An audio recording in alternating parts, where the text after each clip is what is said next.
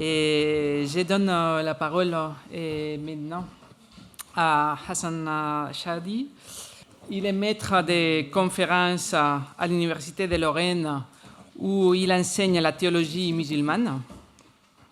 Actuellement, il travaille sur la reconstitution du codex coranique perdu de Ibn Mas'ud, réflexion autour de la pluralité du Coran dans les débuts de l'islam.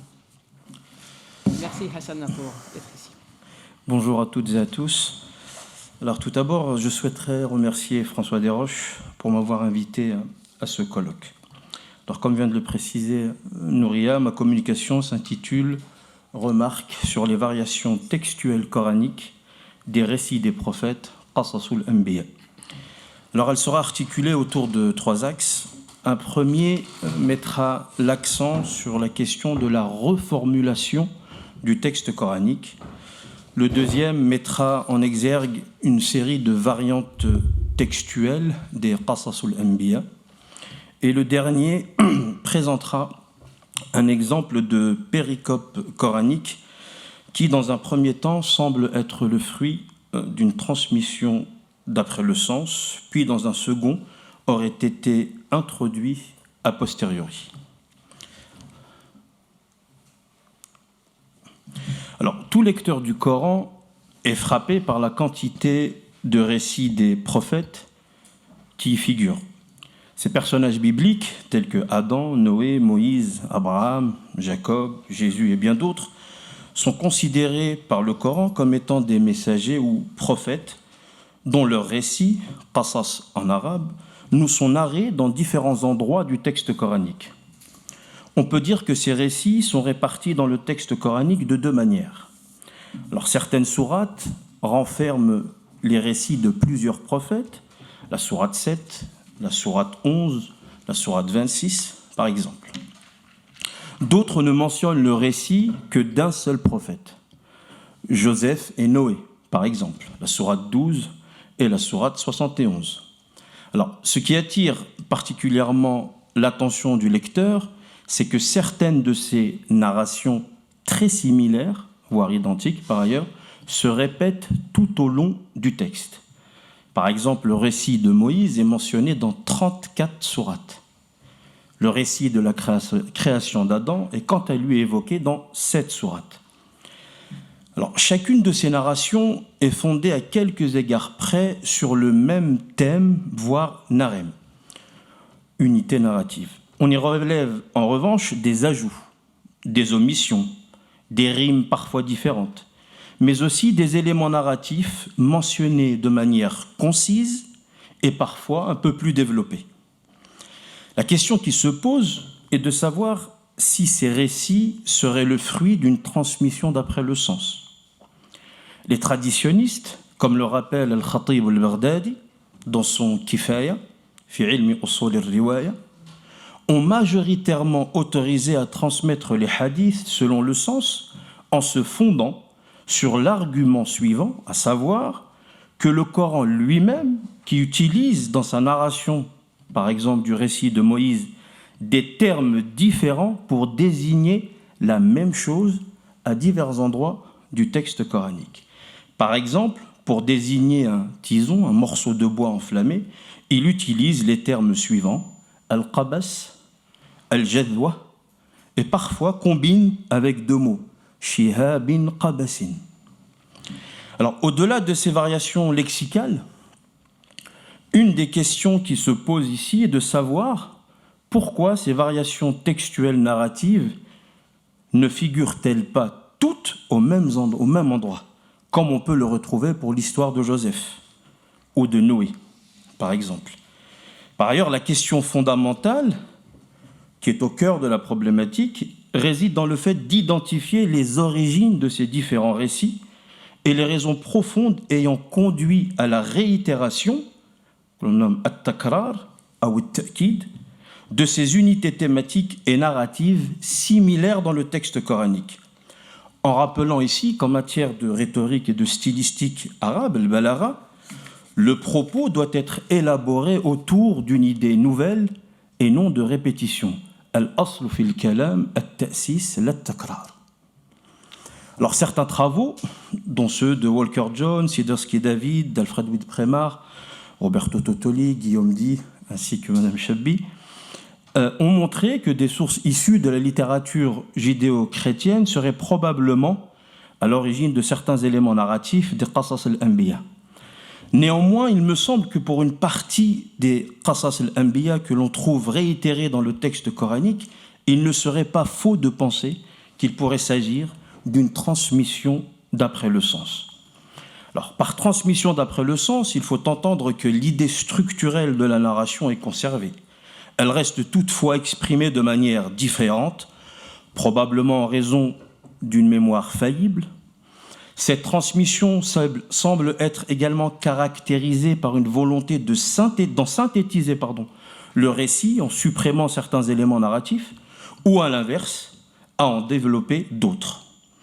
On peut également penser qu'il y a derrière une reformulation de cette expression coranique, une volonté de l'améliorer du point de vue rhétorique, syntaxique et stylistique.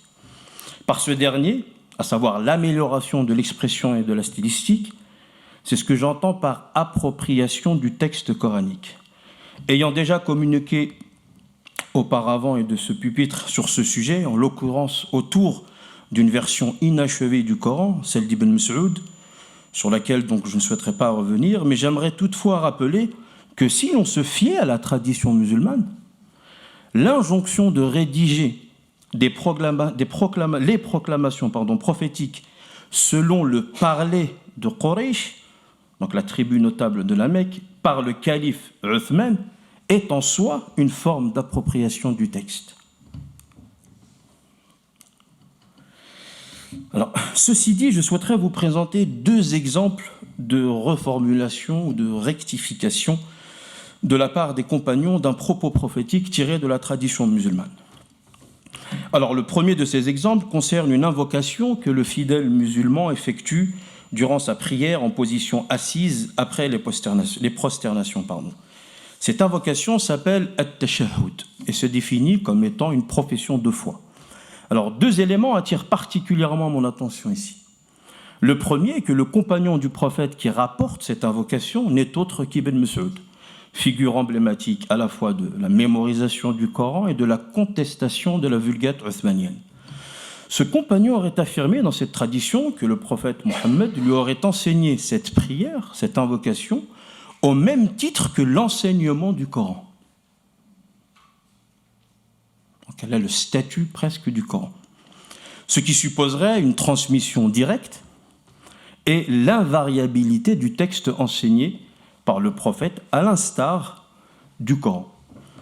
Ce qui pose en soi un problème puisque le texte coranique, mais également cette invocation, font l'objet de différentes versions d'un caractère protéiforme. Alors, le second élément qui interpelle est qu'Ibn Mas'ud modifiera, après le décès du prophète de l'islam, une phrase de cette invocation en la faisant passer d'un discours direct à un discours indirect, comme vous pouvez le voir ici. Oui. Donc, que le salut d'Allah soit sur toi, ô prophète, ainsi que la miséricorde d'Allah et sa bénédiction. Et la version d'Ibn Mas'ud après le décès du prophète, que le salut soit sur le prophète. Il a donc délibérément modifié cette invocation qui avait au moins le statut du Coran du point de vue de son enseignement. Bien que ce soit qu'une légère modification qui n'a pas de réelle incidence sur le sens, on relève qu'Ibn Mas'ud aurait jugé nécessaire de modifier cette invocation qu'il tenait de la bouche du prophète, car ce dernier n'était plus de ce monde. Alors, comme déjà annoncé un peu plus haut, un des points qui pose problème autour de l'enseignement de cette invocation supposée invariable est qu'il en existe plusieurs variantes textuelles qui remonteraient à différents compagnons tels que Omar ibn al-Khattab, Abu Musa al-Ash'ari, Ibn Abbas, Aïcha et d'autres. Il en ressort tout d'abord que les compagnons du prophète, c'est-à-dire les autres compagnons qui ont rapporté ou qui auraient rapporté cette tradition, auraient également affirmé que le prophète de l'islam leur aurait enseigné cette invocation au même titre que le Coran. On y remarque que ces variations textuelles respectent le sens voulu de cette prière, à savoir la glorification et l'exaltation d'Allah. On y observe des mots qui sont soit intervertis, vous voyez entre celle d'Ibn Mas'ud et puis Abu Musa al-Ash'ari, Lillah pour Ibn Mas'ud est en début ou en deuxième position après Tahiyyat, alors que pour Abu Musa al-Ash'ari, elle est en fin de après As-Salawat. Donc, soit elles sont interverties, soit on va avoir des ajouts. On va avoir le mot al-Mubarakat, le mot al-Zakiyat. Donc, ces ajouts s'inscrivent dans le sens général de cette invocation. Alors, il y a d'autres exemples de traditions. Il y a également une autre invocation que je ne peux pas vous présenter ici, parce que ça sera un petit peu trop long, mais la prière de la consultation, également un des variantes textuelles qu'on appelle Salat al-Istikhara.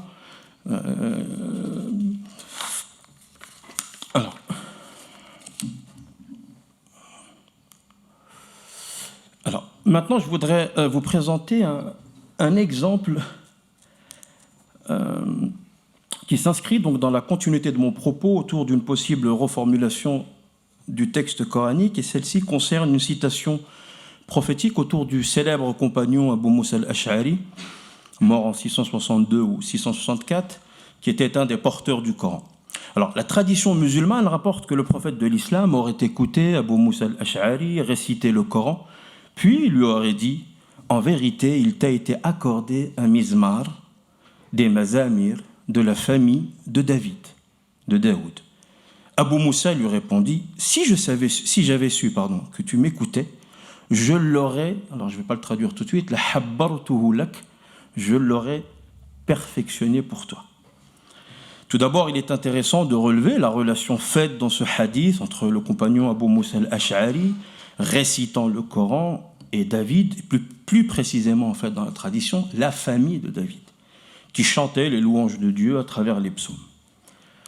Alors, certaines traditions attribuent même un Coran à Daoud. Selon Al-Bukhari, Daoud était capable de lire entièrement le Coran en un temps extrêmement court, à savoir entre l'injonction qu'il donnerait de sceller sa monture et le scellage effectué par ses domestiques. Alors, faute de temps pour cette communication, je ne pourrais développer les problématiques que pose cette tradition et ses incidences du point de vue théologique, puisque l'on attribue ici à David un Coran, bien que l'on puisse le comprendre de manière extrêmement littérale, soit simplement une récitation. En revanche, je souhaiterais revenir sur deux termes cités dans cette tradition qui me semblent être de grande importance. Il laisse effectivement penser qu'il aurait pu avoir de la part des compagnons, en l'occurrence Abu Musa al-Ash'ari, si on se fie à cette tradition, des améliorations rhétoriques et stylistiques du texte coranique.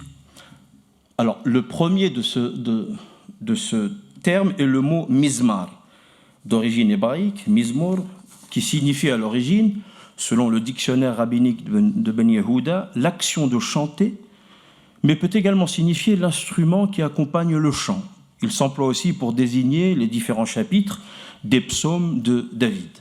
Alors, ces textes de louanges adressés à Dieu sont d'expressions différentes. Une tradition musulmane attribuée au compagnon Ibn Abbas rappelle que le prophète David récitait les psaumes de 70 manières différentes, et les termes qui sont utilisés en arabe attirent particulièrement mon attention, sont les termes lahnan et yulawwinu, que vous voyez. Oui. Alors, le sens du premier terme, lahn, est un sujet de controverse. Il peut effectivement désigner autant les différentes expressions ou parler qu'une erreur, comme il peut désigner des modes vocaliques. Pour Christian Pochet, la citation du prophète disant « En vérité, on t'a accordé un mizmar digne du mazamir de la famille de Daoud » est une déclaration sibylline qui prête à confusion. Je le cite. « Cette appréciation s'applique-t-elle à un instrument avant du même nom ?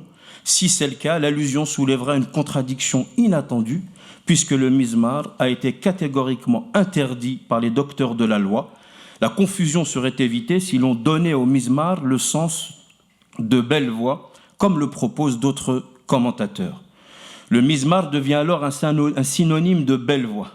Par conséquent, l'intention sous-jacente serait traduite: en vérité, il t'a été accordé une voix aussi belle que celle de David.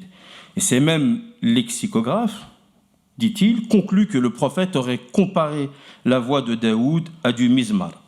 Donc, nos commentateurs reprennent alors la conception largement répandue sur l'analogie entre la voix et la sonorité du mizmar, mais à ce stade, les difficultés réapparaissent. En effet, si le prophète avait réellement tenté d'impliquer cette similitude, cela signifierait qu'il approuvait implicitement le timbre du mizmar, ce par quoi il aurait rendu l'instrument licite. Or, selon la majorité des canonistes du droit, il n'en est rien. La seule explication plausible pour Christian Pochet est donc que ces commentaires sont plus tardifs et seraient nés à une époque où il n'était plus possible de penser à la voix humaine sans l'associer immédiatement à un instrument avant.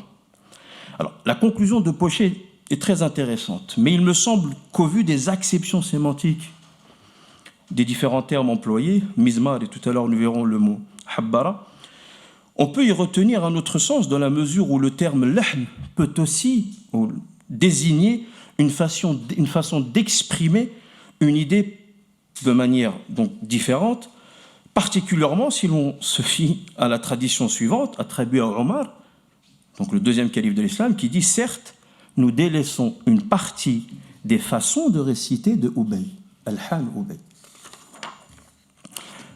Alors pour le deuxième terme, lawana, qui littéralement signifie colorer ou mélanger, les lexicographes, dont Az-Zubaydi dans son Taj al-Arous, rappellent que cette racine peut aussi désigner le fait de passer d'un style d'expression à un autre.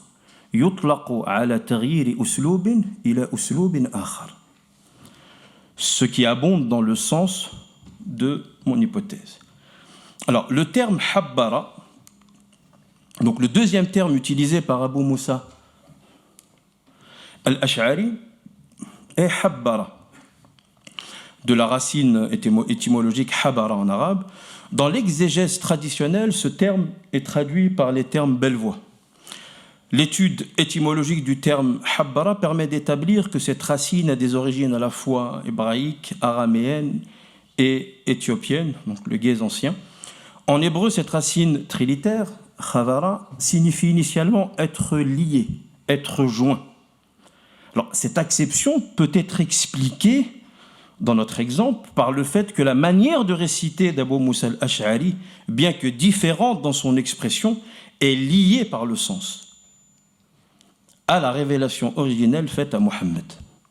Cette racine peut également signifier composer, créer des mots, des phrases, écrire, versifier. Il en est de même pour l'araméen ancien tardif. Cette racine peut signifier composer, écrire, et donnera le terme encre en araméen et en arabe, qui se dit hibr. En guèze ancien, cette racine signifie colorer, mélanger, composer, comme nous l'avons vu un peu plus haut. Alors, rappelons qu'en matière de poésie, comme l'a souligné Gregor Scholler, l'amélioration du texte poétique était une attitude connue et répandue avant et durant les débuts de l'islam. Je le cite: outre leur projet de conserver la poésie, les transmetteurs souhaitaient préserver et, si possible, améliorer au cours du processus de transmission la qualité de ce qu'ils se chargeaient de diffuser.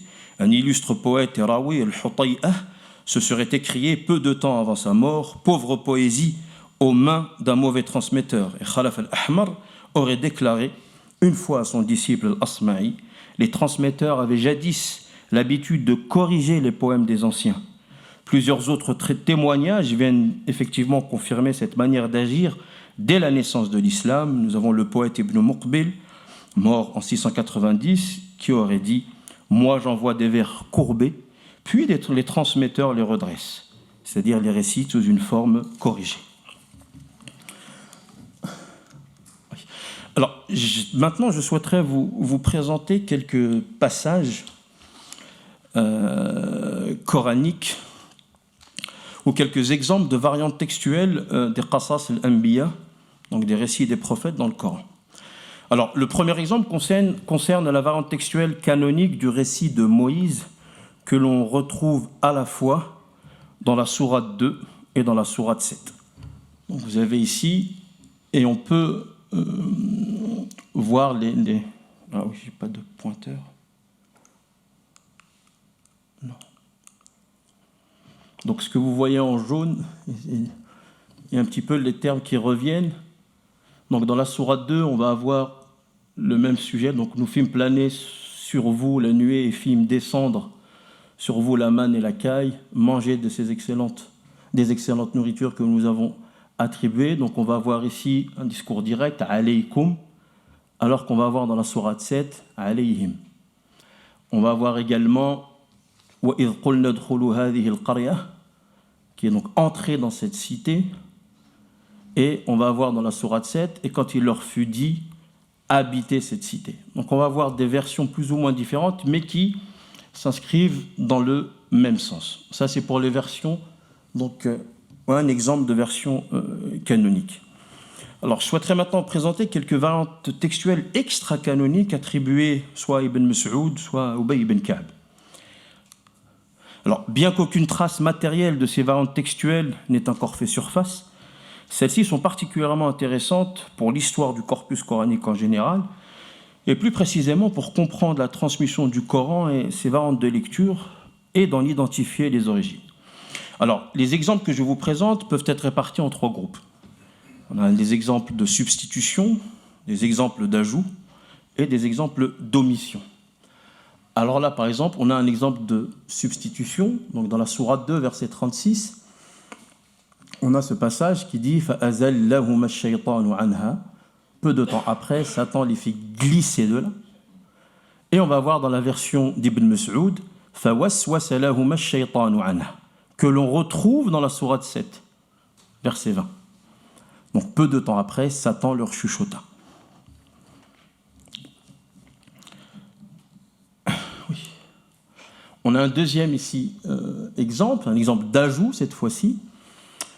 Donc dans la sourate 11, verset 71, on a ce passage وَامْرَأَتُهُ قَائِمَةٌ فَضَحِكَتْ فَبَشَّرْنَاهَا بِإِسْحَاقَ. Donc traduction, sa femme se tenant debout, la femme d'Abraham. La version d'Ibn Mas'ud, qui est intéressante, on n'a plus le mot imra'a, mais on a cette fois-ci le pronom wahiya. Wahiya qa'imatun wa huwa qa'id. Elle se tenait debout alors qu'il était assis. Alors encore un exemple d'ajout dans la sourate 20, encore avec le récit de Moïse, le verset 15. Le passage dit Inna as-sa'ata atiyatun akadu ukhfiha litujza kullu nafsin bima tas'a. L'heure va certes arriver, je la cache à peine pour que chaque âme soit rétribuée selon ses efforts. Dans la version d'Ubay, on a Inna as-sa'ata atiyatun akadu ukhfiha min nafsi fa kayfa udhirukum 'alayha. On peut y relever une forme de redondance. Donc l'heure va certes arriver, à peine si je la cache à ma propre personne, comment pourrais-je alors vous en informer? Dans une version d'Ibn Mas'ud, qui lui ressemble, mais qui est exprimée d'une autre manière, Inna as-sa'ata atiyatun akadu ukhfiha min nafsi kayfa yu'allimuha li makhluq aw ya'lamuha makhluq. L'heure va certes arriver, je la cache à peine à ma propre personne, comment pourrais-je alors l'enseigner à une de mes créatures, ou bien on peut la lire différemment, comment une de mes créatures pourrait la connaître. On a encore un exemple dans la sourate 27, donc sourate An-Naml, les fourmis, verset 8, encore avec Moïse. Donc فَلَمَّا جَاءَهَا نُودِيَ أَنْ بُورِكَ مَنْ فِي النَّارِ وَمَنْ حَوْلَهَا وَسُبْحَانَ اللَّهِ رَبِّ الْعَالَمِينَ. Donc quand il arriva à ce feu, il fut crié béni est celui qui est dans le feu et celui qui est autour, gloire à Allah, Seigneur des mondes. Dans la version d'Ubay ibn Ka'b, on a en fait deux versions.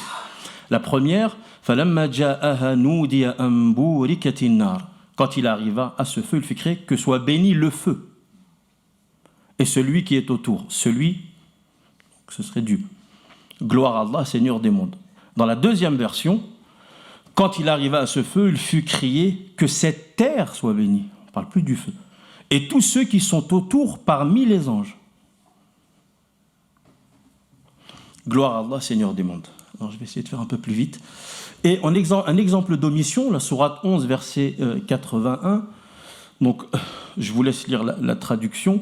Donc, قالوا يا لوط إن رسل ربك لن يصلوا إليك فأسر بأهلك بقطع من الليل ولا يلتفت منكم. Donc, et que nul d'entre vous ne se retourne. Dans la version d'Ibn Mas'ud, on ne la retrouve pas. Alors, je voudrais passer maintenant à vous présenter un exemple qui me semble être une interpolation ou un ajout de péricope au sein du récit de la création d'Adam dans la sourate 38. Alors, il me semble qu'il est soit le fruit d'une transmission d'après le sens, donc d'un même texte, et qu'il aurait été donc par ailleurs introduit dans la sourate 38, probablement par erreur.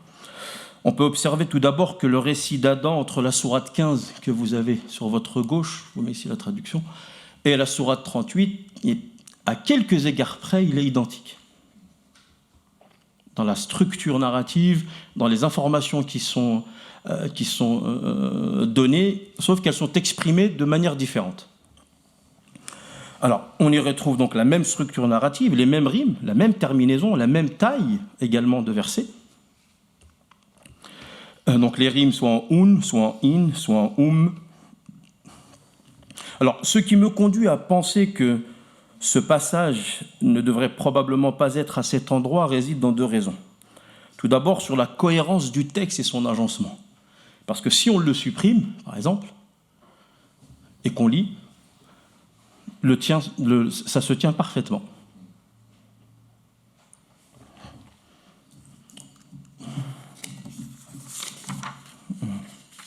Alors, même si le début de ce passage fait référence à une cohorte d'anges qui se querellaient selon les exégètes, il me semble que si l'on supprime donc cette péricope, le texte du Coran me semble un peu plus cohérent et s'inscrit par ailleurs dans la composition argumentaire du Coran, comme on peut le retrouver dans d'autres occurrences, autour de thèmes qu'il traite, à savoir la révélation, le fait de s'en détourner et la véracité des prophéties, en particulier celle de Mohammed, comme on peut le retrouver dans la sourate 6, mais également dans la sourate 26. Alors, la seconde raison se nourrit de l'exégèse coranique. Alors, selon les sources exégétiques, par exemple At-Tabari, la querelle de la cohorte Al-Mal Al-A'la, à laquelle ce passage coranique ferait référence, est celle qui aurait eu lieu entre les anges et Dieu, et non entre Dieu et Satan, comme on pourrait le trouver dans la sourate 38. Donc, le seul passage coranique faisant référence à cette dispute céleste est dans la sourate 2, versets 31 et 34.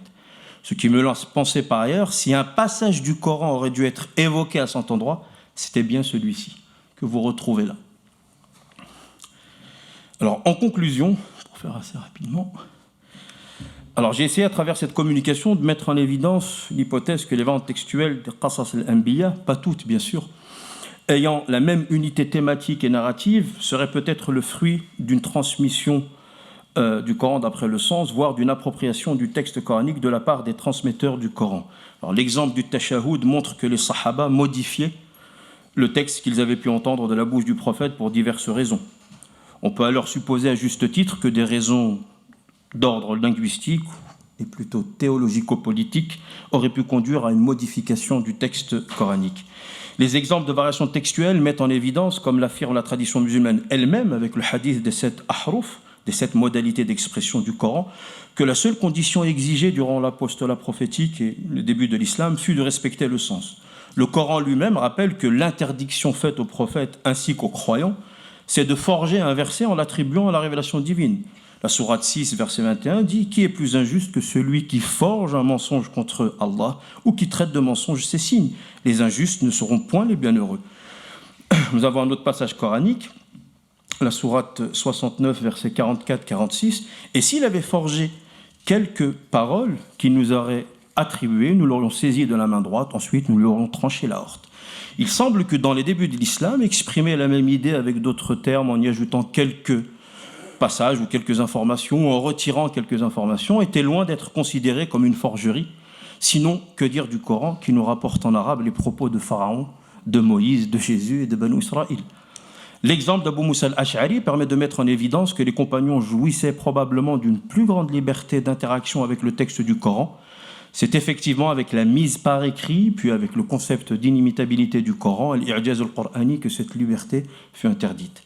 Alors, la question d'irtiyar, à savoir la sélection des ventes de lecture, est ici importante. Ce qu'on a pu nommer irtiyar, qui s'est effectué grosso modo entre le 8e et le 10e siècle de notre ère, avec la sélection d'Ibn Mujahid, peut être mise en relation avec l'attitude des premiers musulmans avec le texte coranique. En ce sens, il ne serait pas impertinent de penser que les compagnons eux-mêmes aient eu recours à une forme d'irtiyar, à savoir de choisir, de changer, d'ajouter un mot ou un passage au texte coranique, tout en s'inspirant peut-être d'un autre passage, d'une autre occurrence coranique, d'un propos prophétique, voire de s'inspirer d'une tradition judéo-chrétienne.